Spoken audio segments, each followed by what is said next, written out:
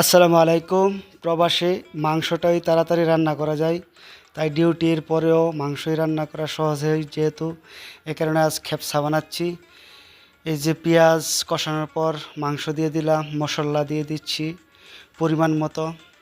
মশলাগুলো কষিয়ে তারপর আজিনোমোটো দিয়ে দিচ্ছি, এটা সৌদি আরবের টেস্টি লবণ বলে। এরপর লবণও দিয়ে দিলাম, মাংসগুলো কষাচ্ছি। এই যে বন্ধ করে দিলাম, কিছুক্ষণ কষানোর পর আবার খুলে ফেললাম, পানি দিয়ে দিলাম পরিমাণ মতো, টমেটো কুচি দিয়ে দিচ্ছি, বন্ধ করে দিলাম। এই যে চাউল ধুয়ে নিচ্ছি মাংসটা সিদ্ধ হওয়ার আগ পর্যন্ত। মাংস সিদ্ধ হয়ে গেছে, এখন চাউল দিয়ে দিচ্ছি, এখন বন্ধ করে দেব আবার।